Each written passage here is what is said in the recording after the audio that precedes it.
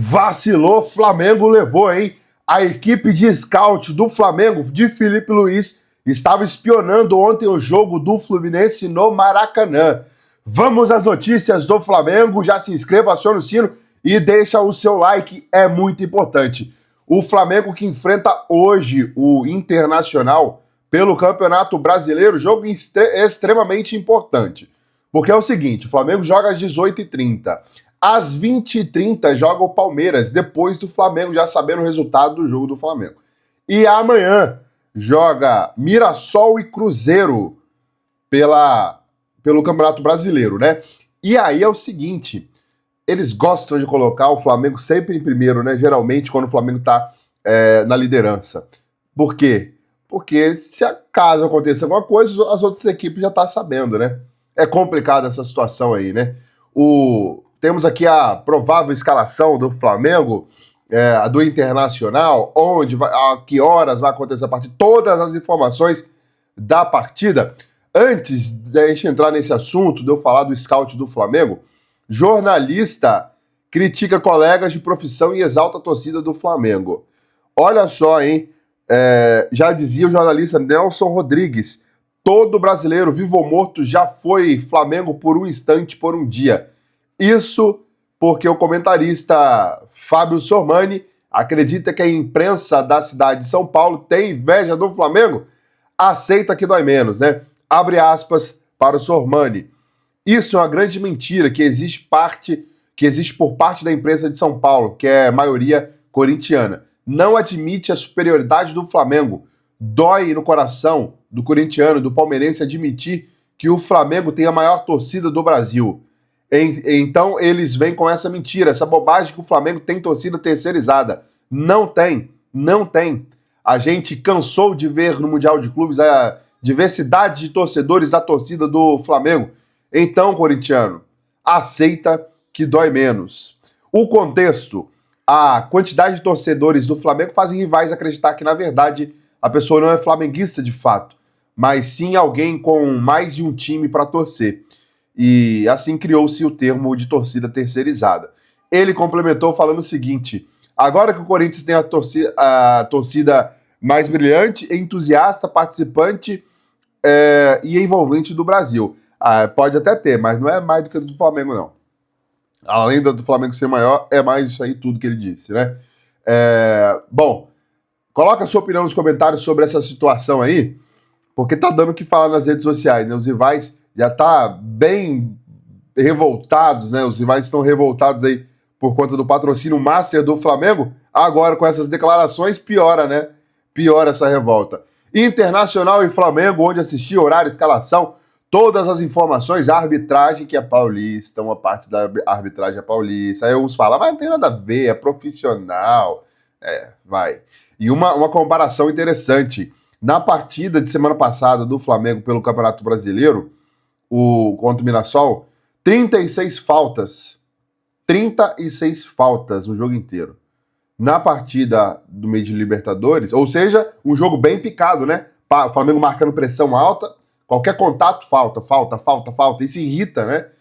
E aí, na Libertadores, contra o Internacional, a arbitragem da Argentina, porradeiro comendo solto, né? Até algumas reclamações dos torcedores do Flamengo que o Royal, o Alan, pararam 2 vezes ali achando que o juiz ia marcar falta e não deu nada.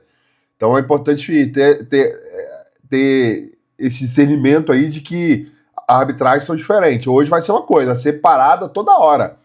Esse árbitro de hoje tem, em média, 25 faltas por partida. O árbitro do Flamengo da próxima quarta-feira tem, em média, 9 faltas por partida. Ou seja, não para o jogo não para, meu amigo. Quarta-feira também foi assim, o jogo não parou, quase não parou. A menos foi por cera, né? Quando tava 1-0 pro Flamengo no segundo tempo ali, metade do segundo tempo, o Roger começou a fazer cera, os jogadores do Internacional começaram a fazer cera. Mas por falta, não para. A arbitragem de hoje, o árbitro principal é de Pernambuco, né? E aí, o VAR, um dos integrantes aí do VAR, o principal é o Rodrigo José Pereira de Lima, Pernambuco. O primeiro assistente, Alex Ang Ribeiro, de São Paulo. E aí o Francisco Chaves Bezerra Júnior, também de Pernambuco. O VAR, meu amigo, E Hilbert Estevão da Silva. Ele é de São Paulo. Ele é de São Paulo. Ontem eu estava na dúvida de onde era porque ele tinha colocado, mas o cara é de São Paulo. Enfim, torcer para ele fazer uma boa arbitragem, né? Que o Flamengo não dependa da arbitragem para poder vencer. Dependa, assim, no sentido de uma polêmica contra o Flamengo. Escalação provável: Rocher, Alan Benítez, Cleiton Sampaio, Vitor Gabriel, Bernabei, Lucas Otávio, Bruno Henrique, Gustavo Prado, Vitinho, Borré e Valência. É o time reserva dos caras, quase completamente reserva, né? Menos o Bernabei e o Rocher. Então, assim, os caras vão vir com força máxima na quarta-feira. Mobilização deles é para quarta-feira, não é para o jogo de hoje. Mesmo assim, Borré, Valência, Bruno Henrique, o Bernabei é um bom jogador, o Rocher é um bom goleiro, mas destaque principal aí para Borré e Valência, né? Borré e Valência, os dois com status assim de estrela, banco nesse time do Internacional e vão jogar contra o Flamengo. Importante ficar ligado também, né? Não é um time bobo. E aí eles têm Tabata suspenso, Carboneiro lesão na coxa, Mercado panturrilha, Ivan artroscopia, Bruno Gomes cirurgia no joelho, Lucas Drummond cirurgia no joelho. E eles têm pendurados aí o Valência, Aguirre, Wesley, Vitinho e Cleiton Sampaio. O Flamengo com possibilidade de começar com Cleiton, zagueiro Cleiton, tá? Provável escalação do Flamengo com Rossi, Varela, Léo Ortiz ou Cleiton, Léo Pereira, Ayrton Lucas ou Alexandro, Jorginho, Alan Arrascaeta, Luiz Araújo, Samuel Lino ou Cebolinha e Pedro. Aí eu confirmaria esses aqui, ó. Eu colocaria o Cleiton no lugar do Léo Ortiz e Léo Pereira. Segundo tempo, tira o Léo Pereira e coloca o Danilo. E começaria com Ayrton Lucas também. Mas o Alexandre é melhor, o Alexandre é mais experiente. É mais experiente, por isso, justamente por esse fato, né? Não é mais nenhum garoto. Então deixa o Ayrton Lucas, que é um bom jogador também. E eu começaria com o Samuel Lino, não com o Cebolinha, porque, pelo amor de Deus, né? Pelo amor de Deus. Quem tá fora? Pulgar, pé direito, e os pendurados: Alan, Léo Ortiz, Léo Pereira e Pulgar. Pulgar não faz diferença. E aí é o seguinte: no banco o Flamengo vai ter Dela Cruz, né?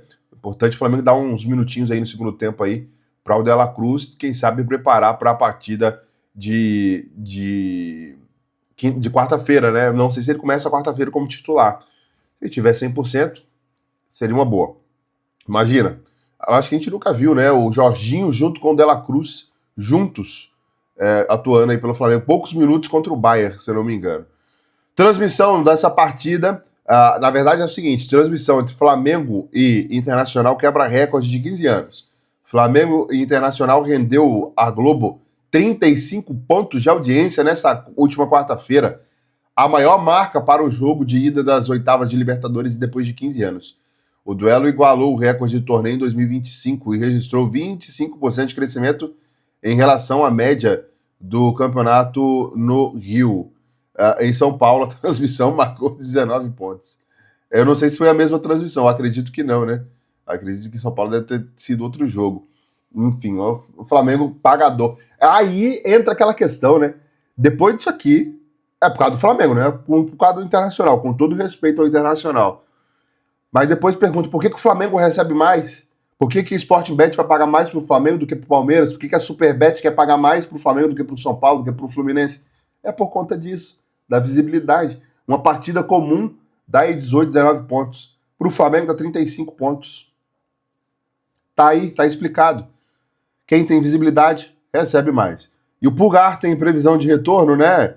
De acordo com o GE, Pulgar voltará a treinar na segunda quinzena de setembro. O chileno não sente mais dores e seu retorno aos jogos dependerá do condicionamento físico após tanto tempo parado. A última partida dele foi em junho, né? Final de junho ali, contra o Bayern.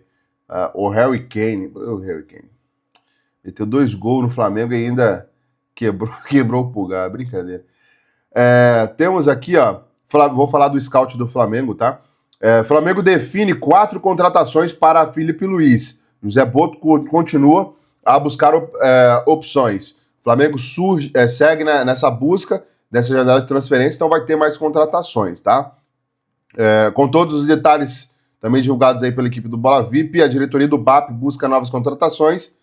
Nos bastidores do mercado da bola, o departamento de futebol de José Bota avalia posições. Não é segredo que no cenário atual, a busca de um centroavante e um goleiro, e aí no caso teve uma proposta enviada para o Brasão, né, do Santos, e também por um zagueiro. Contudo, também há uma outra posição que o clube fica de olho.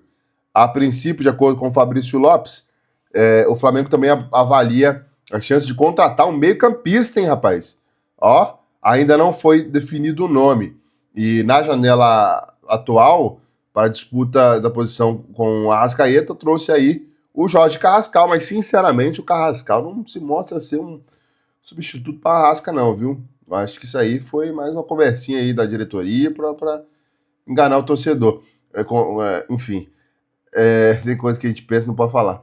É claro que, apesar de avaliar jogadores para as respectivas posições, né, não é confirmado que tem as contratações serem feitas no meio do ano.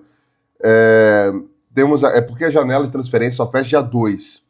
E aí tem muito tempo para contratar. O Flamengo tem dinheiro, mas não tanto. Vai depender de algumas vendas ainda que vai sair, depender de uma grana do Rodrigo Muniz, que pode ser vendido do Fulham para a Atalanta da Itália, que renderia aí na casa de 70 milhões de reais para o Flamengo. A venda possível venda do Matheus Gonçalves renderia uns 50 milhões para o Flamengo. Então tem muita coisa, muita grana que pode chegar para o Flamengo aí, né?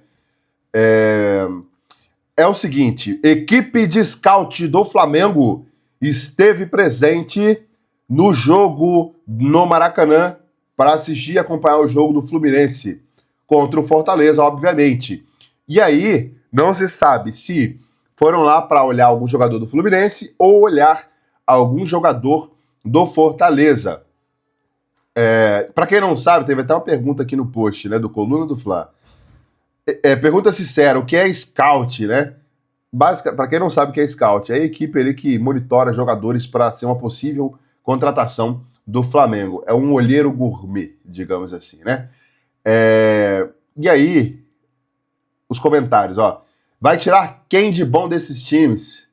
Flamengo, o que seria o Flamengo o que seria o Maracanã sem o Flamengo? Porque postaram a foto do estádio assim. A parte superior toda vazia. Aí tem gente falando que o scout do Flamengo foi lá para encher a torcida, porque estava vazio o Maracanã. Uns pedindo a contratação do Lucas Prior, do Fortaleza, outros do Martinelli. O Martinelli, acredito que, apesar de ter dado uma entregada recente, né, contra o Corinthians, se eu não me engano, acho que foi contra o Corinthians que o Yuri Alberto fez o gol, ou contra o Palmeiras, acho que foi contra o Palmeiras, que o Vitor Roque fez o gol, acho que foi isso mesmo. E outros falando do Kevin Serna. O Kevin Serna, acho que não tem futebol jogar Flamengo, não. Mas o Martinelli, rapaz, aí eu já vim olhar quantas partidas tem o Martinelli nesse Brasileirão, mas para tristeza minha e de boa parte da torcida, 18 partidas. 1 gol e uma assistência, 3 cartões amarelos. Rapaz, 18 partidas, só 3 cartões amarelos? Ficou suspenso uma vez só. Para um meia, ele é um segundo volante, né? Primeiro volante, o Martinelli. Cara, seria um bom nome pro Flamengo, na minha opinião, hein? O Flamengo precisando de um meia ali. O Alan, não sei não, hein? E Martinelli no Flamengo. Coloca a sua opinião nos comentários, o que você acha do Martinelli no Flamengo. A questão toda é que ninguém sabe por que eles estavam lá. Pelo menos não foi divulgado. Provavelmente vai ter perguntas sobre isso pro Felipe Luiz. Felipe Luiz, equipe de scout do Flamengo, sua equipe estava lá ontem, no jogo do Maracanã, do Fluminense contra o Fortaleza. Foi olhar quem lá? Provavelmente ele vai responder, não sei, ou que foram ver a tática do time, né? Aí ele vai ser pego no pulo, porque scout não vê isso. Scout vê jogadores de fato, né? Enfim, coloca a sua opinião, se inscreva, deixa o like, tamo junto, até o próximo vídeo.